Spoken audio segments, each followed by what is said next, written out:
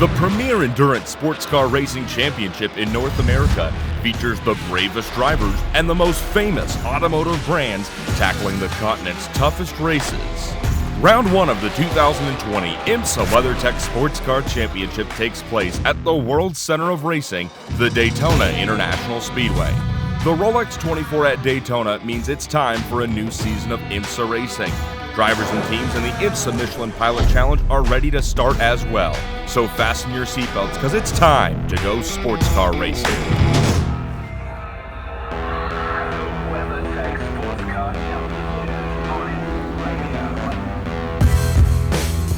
The Daytona International Speedway. It's one of racing's and sports' greatest stadiums. And it's unlike anywhere else that IMSA races all year long. The track is located minutes away from the sandy shores of Daytona Beach, Florida, which are a tourist destination for millions every year. The Daytona International Speedway has stood on the same location physically, as well as in the same spot in race fans' hearts since 1959. The track was built as a testament to what man and machine could do when given the ultimate opportunity.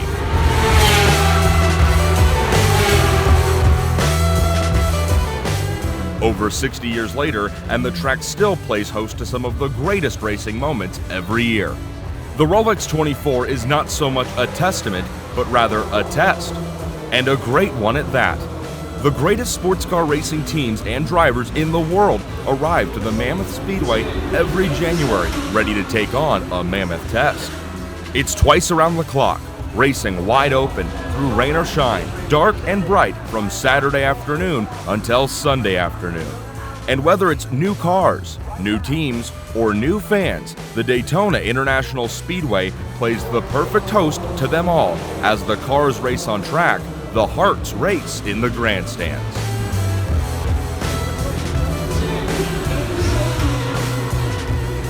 Victory at Daytona doesn't come easy, and it doesn't come cheap.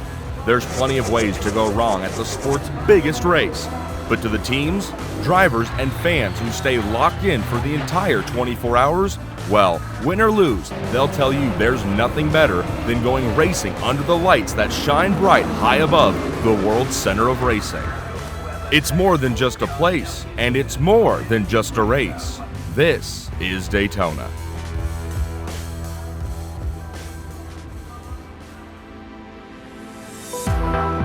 Inside the plaza, known as One Daytona, located across the street from the Speedway, is Gallery 500, an art gallery dedicated to celebrating the works of art that celebrate motorsport. A vibrant history of motorsports at Daytona International Speedway is the perfect stop for both fans of racing and artwork. Jordan Taylor is one of the most recognizable faces in the IMSA world. After 7 years racing for his father, Wayne Taylor, Jordan has made the switch for 2020 to the Corvette racing team in the GT Le Mans category, who arrive in Daytona with their brand new Chevrolet Corvette C8R. Despite great successes with Wayne Taylor Racing in the DPI ranks over the last 7 years, Jordan welcomes the new challenges that 2020 and this year's Rolex 24 will bring, as he will partner for the full season with veteran Corvette driver Antonio Garcia. Jordan returns to the Bowtie Brigade and racing with Chevrolet after winning the 24 Hours of Le Mans with the team in 2015. Arriving in Daytona this year as a part of the all-female driving lineup in the Lamborghini Huracan for gear racing with GRT Grasser is Colombian driver Tatiana Calderon. Calderon has been a test driver for the Formula One Alfa Romeo team, but in Daytona will share the seat of the GT Daytona entry with Catherine Legge, Christina Nielsen, and Rahel Frey. The 4 drivers will pilot the number 19 Lamborghini Huracan GT3 Evo, supported by GRT Grasser Racing. For Calderon, this is a return to racing in North America, but it will be her first time racing on the high banks of Daytona. Daytona is nothing new for the most recent addition to the driver lineup at Aim Vasser Sullivan Racing. Two-time and defending NASCAR Cup Series champion Kyle Busch will share the number 14 Lexus with Parker Chase, Jack Hawksworth, and Michael De Quesada as he contests the 24-hour season opener in the GT Daytona category for the first time with Aim Vasser Sullivan Racing. And despite hundreds of victories in NASCAR's 3 top series, the Las Vegas native is a self-proclaimed rookie at endurance sports car racing. Well, to me, I mean, I've certainly got my bucket list. You know, it extends to different forms of motorsports, and this being a different form of motorsports, I obviously always wanted to give it a shot, running the 24 hours at Daytona, and being able to go out here and win a nice Rolex. That'd certainly be nice. You know, if some doors open up, maybe down the line, go run a DP somewhere else. But right now, let's focus on this one. Coming off of a victory in last year's season finale, the Motul Petit Le Mans at Road Atlanta in the GT Daytona category, Bill Auberlen is now tied with Scott Pruitt for the most race wins in IMSA competition at 60 victories. Auberlen returns with Turner Motorsports in 2020 and hopes to claim the record-breaking 61st win this season.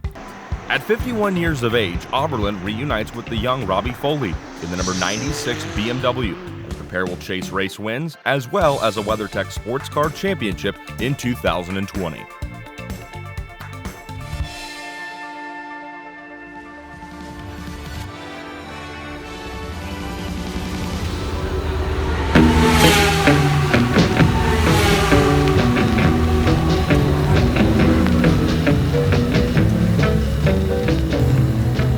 Winning any race is hard. Winning the longest race of the year is even harder. But winning that race 2 years in a row is almost impossible. Last year, in the 2019 running of the Rolex 24 at Daytona, 4 different teams drove to Gatorade Victory Lane in the infield of this famous racetrack. In DPI, the range-shortened race went to the number 10 Konica Minolta Wayne Taylor Racing Cadillac, driven by Fernando Alonso, Jordan Taylor, Kamui Kobayashi, and Renger van der Zande. In LMP2, we saw the team of Sebastian Saavedra, Pastor Maldonado, Roberto Gonzalez, and Ryan Cullen score the class victory. BMW team Rahal Letterman Lanigan conquered the GT Le Mans class thanks to the efforts of drivers Augusto Farfus, Philip Ang, and Colton Herta, while in GT Daytona, the Rolex watches went to the GRT Grasser Racing team of Mirko Bortolotti, Rick Brukers, Christian Engelhardt, and Frank Pereira. 2019 Rolex 24 overall champion co-drivers Kamui Kobayashi and Renger van der Zande explained to us just how hard it is to win at the world's center of racing. It was a very tough race, obviously. As a teammate, we got 4 drivers, and actually I never driven on the wet with DPI car, so at that time, you know, in the beginning when we were on the dry part, I think we did quite smooth well, and we are rigging race a lot most of the time. When Fernando was in the car, actually started raining. Jordan had to come back after Fernando, and Jordan came back, and I think the amount of rain was like huge. I think better to take the experienced driver because we never know when it's gonna stop the race. I think that strategy was really good, so we tried to become the big supporter for 2 drivers. We were sitting like this, basically. Like this and F it up. It's quite funny, but I mean, this is a very important, you know, whatever you say, I mean, important in the race.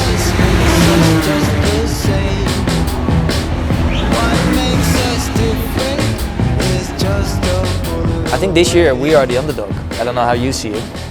Yeah, I have no idea really when I came last year. Where we are. But I mean, when I looked overview from last season, I would say, I mean, this year is still underdog, I would say. I think last year we were not competitive enough to win the race in the dry. And Penske, for example, they were all playing games, you know, towards the end, and they were changing noses to get more top speed. And you know, nobody expected that, but they were picking up a lot of speed on the straight. And it's kind of the game you play when you are the only team with one manufacturer. You can play that game. So we killed them in the wet. They were, you know, we killed all of them in the wet, so that was the nice thing about how we won that race, and we were still dominant also in the dry until that point, but I think they were just about starting to speed up, and I think that's why I feel we are the underdog this year, because I think there are some other cars who have really good speed.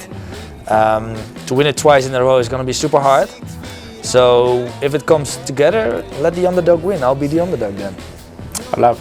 You like it? Like, yeah. Let's do it? Yeah.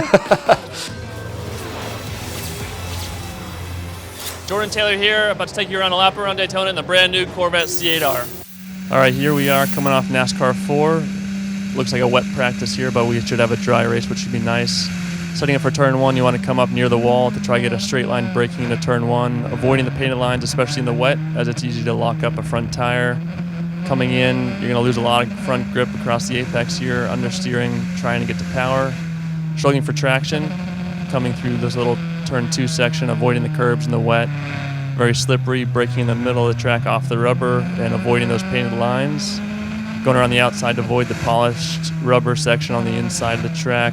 Struggling for traction as you cross over that rubber again. But you want a good exit as you're leading onto a pretty long straight here coming to the dogleg. Dogleg's easy flat in the dry. Slight break in the wet here as you lose a little bit of grip across the apex. Turn 5 braking is very tricky. It's hard to avoid the rubber. Gonna run around the outside of here again like turn 3. You're gonna have to cross the rubber on traction, which is difficult. Coming to turn 6 in heavy wet, you'll see a big puddle there on the right. Tricky corner here as the surface changes across the apex. You lose a ton of grip and obviously struggle big time on traction, but you want to get a really good exit there. It'll lead you on the long straight. Coming out of there, you're going to have a lot of time now on the banking. Check your mirrors, check your gauges, talk to the crew, do whatever you want to do. Make sure the flags aren't blue. Coming around here, checking the radar system that we have in the nice Corvette C8R to make sure there's no prototypes coming. Setting up for the bus stop, we were braking around the 2 marker. Right there in the wet. If you're brave enough, you'll touch the curbs in the wet. Keep your hands straight across them to not have a big snap oversteer, but focusing on a good exit there. You're going to lose grip right there over the painted lines again, but keeping your hands straight. Setting up for NASCAR 3 and 4. Checking the mirror again, checking the gauges, making sure fuel's all right, everything's good with the tire pressures. Coming off NASCAR 4, checking your mirror once again to make sure you're going to have a clean run into turn 1. There's pit lane on the left, and that is a lap around Daytona in the Corvette C8R.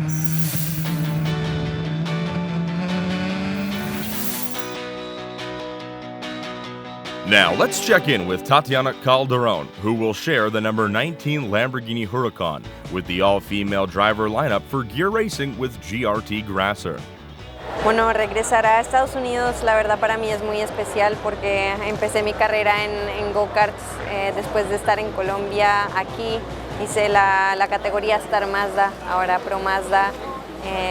Es lo más cercano que tenemos de Latinoamérica, entonces para mí es muy especial volver a reencontrarme con Estados Unidos y ser representante de las mujeres, como tú bien dices. Yo creo que es muy importante mostrarle a la generación que viene por detrás que es una opción para ellas, que podemos competir mano a mano.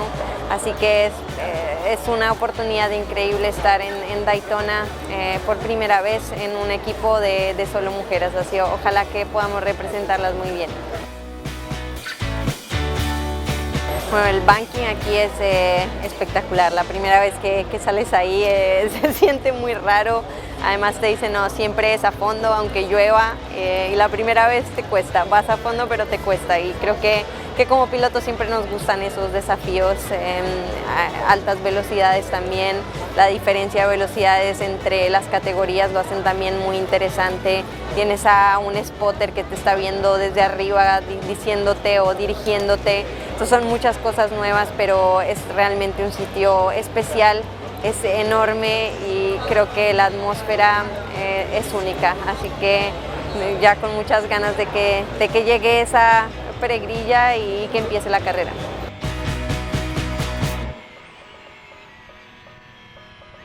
Because it's the season opener, not only for the WeatherTech Championship, but worldwide. It's the first race of the year, the third weekend in January.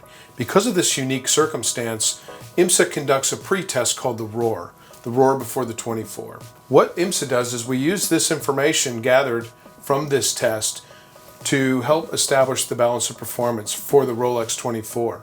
The most unique circumstance here is 3/4 of the lap distance is covered in 1/4 of the lap time. So 3/4 of the lap time is covered in 1/4 of the distance, placing a premium on high speed and aero setups. So IMSA uses this pre-test at the Roar to help establish the BOP. This shaded portion is our performance window, 0.3%. This is qualifying from the Roar. We do a qualifying session to extract peak performance from all the cars. Because the way that the Acura achieved its lap time, it was excelling in top speed. So we took 5 kilowatts of power out of this blue car, and we left the Mazda alone because we looked at the data and felt like they tried exceptionally hard. So we're looking for all 3 of these cars to be right around this dotted line here.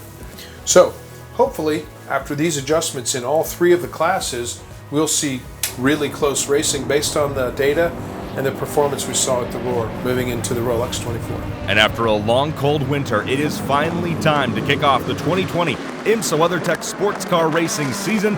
The green flag flies and 24 hours of racing begins here at the World Center of Racing. There you see the Motul pole-winning and track record-setting Mazda Team Yost number 77 grab the lead as they head down into turn number 1. We are off and racing here at Daytona International Speedway. Right behind the Mazda, there you see last year's championship-winning DPI, the number 6 Acura from Team Penske, trying to hold off the Cadillac for second place as the field makes their way out of the International Horseshoe. That's one of the JDC Miller DPIs, dropping a tire on corner exit, but it looks like everybody has gotten away cleanly. We are racing. A little bit later on in the race here, contact. Our first big incident of the race when the number 55 Mazda Team Yost makes contact with the number 7 Acura Team Penske DPI. That is Simon Pagenaud behind the wheel of the Acura, who takes a hard impact in the wall. Both drivers would be able to continue after repairs. Action on pit lane now here as you see the number 24 BMW Team Rahal Letterman Lanigan entry getting serviced on pit lane, waiting on fuel, and that car is down and away. The number 24 heads back out on track. Meanwhile, checking back in with our overall leaders and DPI racers, Olivier Pla in the number 77 Mazda Team Yost entry leading the way. Here we see Kyle Busch, the 2-time NASCAR Cup champion, climbing behind the wheel of the number 14 Lexus for AIM Vassar Sullivan Racing. Busch, no stranger to Daytona, but it'll be his first time competing in this 24-hour classic as he heads out on track from pit lane. Now, with only just a few hours left to go in the race, fierce battling between GT Daytona, GT Le Mans cars, and here comes the number 55 Mazda Team Yost entry. That's Jonathan Bomarito as he works his way around the outside of both GT Daytona and GT Le Mans traffic. He'll work his way around the Ferrari from Risi Competizione as they head down into turn number 1. The Black Swan Racing Porsche competing in GT Daytona right there as well. A little bit later on, trouble here. A full course caution would come out after a fire erupts inside the number 19 Lamborghini Huracan. That's the all-female driver lineup from Gear Racing with support from GRT Grasser, Christina Nielsen, Tati Rahel, and Catherine, all unfortunately unable to finish this race. But after 24 hours of racing, it all comes down to this, the final lap, as Kamui Kobayashi in that number 10 Wayne Taylor Racing Konica Minolta Cadillac brings the car down the short chute into the tri-oval to see the checkered flag waving. Wayne Taylor Racing does it again at Daytona International Speedway. Back-to-back victories for the Cadillac team as you see Wayne celebrate. And in GT Le Mans, it's going to be the number 24 from BMW Team Rahal Letterman Lanigan. They're your winners.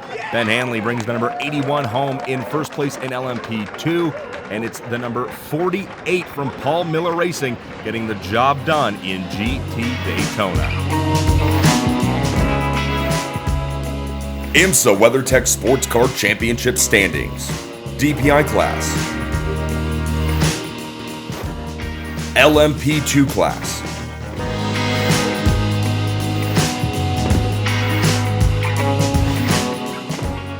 GT Le Mans.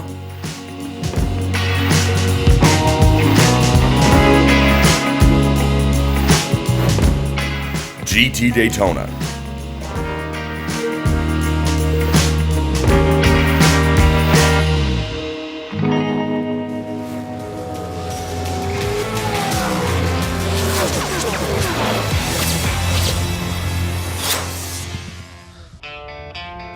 The BMW Endurance Challenge kicks off a brand new season of racing each year in the IMSA Michelin Pilot Challenge. Between the Grand Sport and the TCR classes, IMPC racing is some of the most exciting and breathtaking on-track action of the year. Spread out over 10 weekends this season, Michelin Pilot Challenge racing is home to intense action and the rising stars of IMSA sports car racing. Last year in TCR, Shelby Blackstock and Tom O'Gorman scored the season opening win here at Daytona with LA Honda World Racing. If you'd have told us we were going to win at Daytona International Speedway last year when we showed up to race day, we wouldn't have believed you. We were the first team to run 3 Honda Civic Type R TCRs in the IMSA Michelin Pilot Challenge. Shelby was able to start the car, I finished the car, and we found ourselves in a position with a 5-minute or so to go restart that it was our race to lose. And at that point for me in the car, it became staying focused on the actual track because kind of the horse blinders came off and I saw the grandstands and the blue sky and the pit lane and all the fans and everything. And it was like, no, it's ours to lose, focus back in. But it became very hard to focus on what was happening at the time because I knew where I was and I knew how much it meant to be in that position, and we were able to bring it home. We came with open arms and really open minds. We didn't have the car to overall pace. Once we got to the middle of the race, we handed over to Tom, and everything was kind of flowing nicely. I went up, had lunch, because it's a 4-hour race. That's the worst part about those races is you can't just sit there and watch because it takes forever to get to the end and you're always stressed out. But overall, had some lunch, calmed down, and all of a sudden that's when we both realized, I think at the same time, that, ooh, we're in the position to actually have a really good day. And finally came through. It was a really, really big day for us and the team and Honda. Former IndyCar driver Gabby Chavez has joined the driver lineup at Brian Herta Autosport in the IMSA Michelin Pilot Challenge. Competing in the TCR category, Chavez will share the driving duties of the Hyundai Veloster N front-wheel drive machine with a driver who shares his open-wheel background, Indy Lights driver Ryan Norman. After winning the IndyCar Rookie of the Year honors back in 2015, the Colombian is set to make racing in IMSA even more exciting.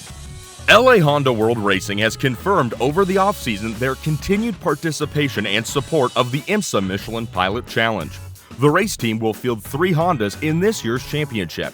The number 37 Honda will be driven by Shelby Blackstock, who returns to the car, with Chris Miller stepping in for the first time. The number 73 Honda will see the well-known driving duo of Mike Lamara and Matt Pombo. And in the number 77, we'll see Ryan Eversley and Taylor Hagler share driving duties in 2020. And there you see a beautiful full grid of GS and TCR cars ready to go here at Daytona International Speedway. 4 hours on the clock as the Bmw Endurance Challenge gets underway. It's the McLaren from AWA Ore Fidani, the black and yellow car taking the field down into turn number 1 with last year's champion Carbon Motorsports, that Audi number 39 right behind in second position. The whole field snakes their way through the opening S's before they get on the brakes in the International Horseshoe. We are off and racing here in Daytona. A little bit later on in the race, about 3 hours to go, we check in on some very close side-by-side racing here inside the top 10. Inside the GS category, Alan Bryn Yulfson going toe-to-toe with the number 35. Now, a little bit later on in the race, 2.5 hours to go, we check in on more GS competition. We'll see how things are sorting themselves out here as the field comes down off the tri-oval. Lots of side-by-side racing. Tyler McQuarrie and Jeff Westphal, last year's champion, leading the way, and a huge impact on the back straightaway. Big incident here with just 14 minutes to go. We've got a car in the tire barriers and upside down. Looks to be maybe one of the Ford Mustangs. We'll try to get a number on that. Looks like possibly the 19 upside down. And that hard impact with under 14 minutes to go brings out a full course yellow, meaning this race will unfortunately end under the yellow flag. The white flag is out and the field comes around to see the first checkered flag of the 2020 season, and it goes to the number 35 Riley Motorsports Mercedes, Dylan Murray, driving that car across the start-finish line. And then there you see it, the Riley Technologies team celebrating as they score the first win in 2020. IMSA Michelin Pilot Challenge point standings. GS class. The TCR class.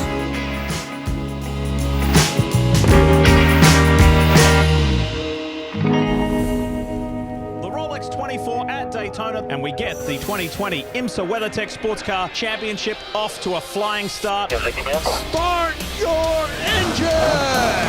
Prepare for the start. Green flag, green flag. Let's go and get this 24-hour classic started with the track record holder taking the green first. That's Oliver Jarvis leading the way. This is probably the best start I've ever seen here in all the years I've come here. Outside here, outside. This is a slick move. Watch this. Go wide, everybody else is low, and it's like the world just opens up for the taking. Big trouble at the bus stop. And that's it. We've got an incident. There's an Acura, this is, and it's, I think, the Mazda. Battle for third position. 24 hours. My goodness. It's just ridiculous. So many hours to go. It's just frustrating. Incident responsibility, car 55, rise for a penalty, car 55. Here we go. Look at this for the lead in GTD. Porsche and BMW. This is good stuff. A new C8R. First time that we're seeing a mid-engined Corvette run in this championship. Here comes the 14. Kyle Busch going to hop into the number 14 and a very quick driver change.